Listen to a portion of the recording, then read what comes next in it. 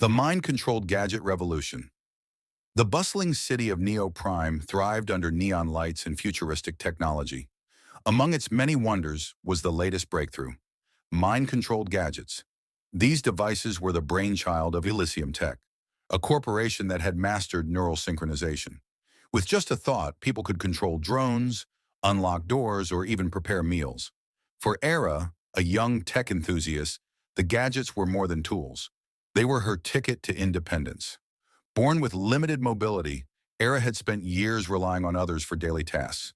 But that changed when Elysium Tech released NeuronLink, a sleek headband that translated brainwaves into commands. Aira's apartment was a symphony of automation. She could dim the lights, adjust the thermostat, and brew coffee, all with her thoughts. Her drone, Orbit, was her favorite.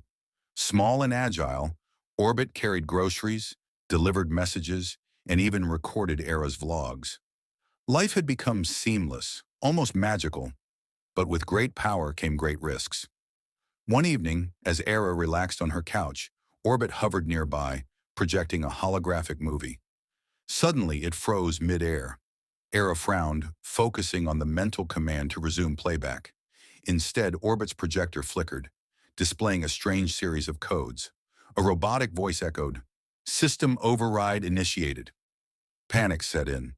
Aira tried to shut Orbit down, but her commands were ignored. The drone's lights turned crimson as it flew erratically, knocking over a vase. Aira's heart raced. She grabbed her tablet to manually disconnect the device, but the interface was locked, displaying an unfamiliar logo. A serpent coiled around a circuit.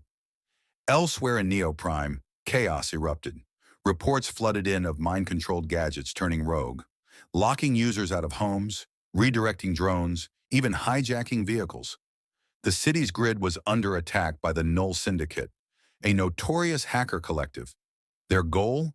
To expose the dangers of neural tech and bring Elysium Tech to its knees. Aira knew she couldn't wait for authorities. Orbit was already scanning her apartment, its camera fixated on her. Summoning her courage, she grabbed an old manual remote she had tinkered with years ago. It wasn't designed for Orbit, but Aira hoped her tech skills could adapt it. She connected the remote to her laptop, bypassing Orbit's encrypted firmware.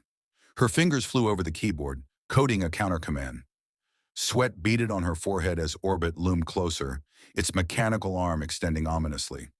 With a final keystroke, she activated the override. Orbit froze, its lights dimming. Aira let out a shaky breath, but her relief was short-lived. The holographic projector flickered back on, displaying a message. "Nice try. But this isn't over." Aira knew then that the Syndicate wasn't just hacking gadgets. They were testing the limits of human resilience against their own creations. Determined, she reached out to an underground tech forum, rallying other victims. Together, they planned to fight back, using the very technology that betrayed them. For Aira, this wasn't just about stopping the Syndicate.